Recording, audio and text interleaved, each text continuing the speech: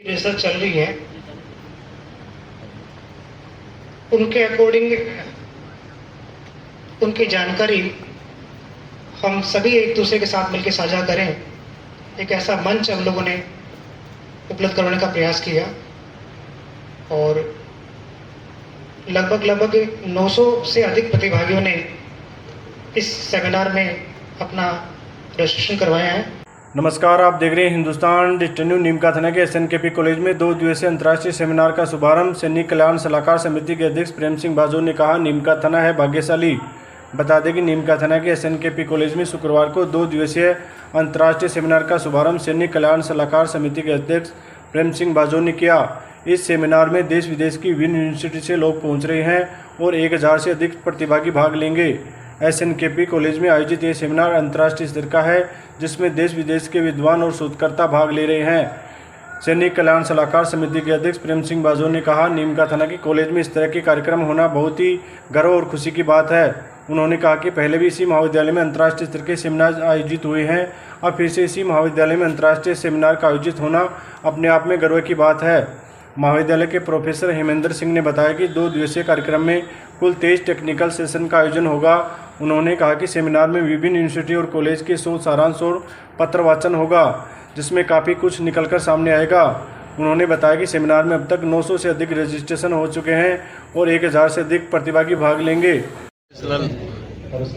Seminar का यहाँ उद्घाटन के कार्यक्रम में सभी लोग, वरिष्ठ लोग, हमारे यादव साहब हैं, पूर्व यहाँ के जो वाइस चांसलर रहे वर्मा जी हैं, सभी लोग पधारे। शानदार है, इससे बढ़िया कोई काम नहीं। नीमका थाना की जनता और नीमका थाना भाग्यशाली है। ये इंटरनेशनल सेमिनार पहले भी नीमका थाना में यही इसी संस्था में हुई थी। अब ये नेक्स्ट बार भी यही मौका मिला। मैं भी भाग्यशाली हूँ, 2 बार मुझे उद्घाटन करने का मौका मिला और इसका बहुत बड़ा लाभ मिलता है। आज का ज़माना कहाँ जा रहा है, पहले अपने कहाँ खड़े थे, स्पीड से बढ़ रहा है। तो ऐसी कॉन्फ्रेंस होती है, इस प्रकार की सेमिनार होती है, बहुत कुछ नई नई चीज़ें निकल के आती है। ये ज़माना इसी का है आज के ज़माने में, इसलिए जितना जिन लोगों को लाभ मिले उतना फ़ायदा है। Thank you. और इससे भी आगे बढ़कर इस कॉलेज के स्तर पर महीने में कम से कम एक सोशियोलॉजी की अलग, राठौड़ साहब पॉलिटिकल साइंस की अलग, पब्लिक एड की अलग, होम साइंस की अलग, कॉमर्स की अलग, साइंस की अलग। क्यों?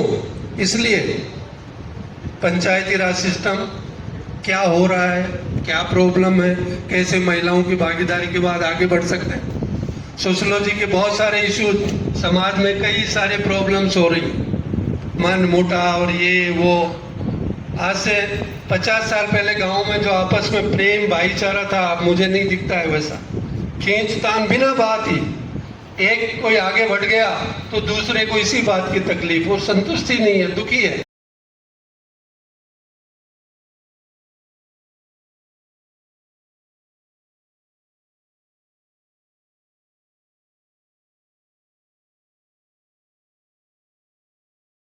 जो बल दिया गया है वो रिसर्च पे दिया गया।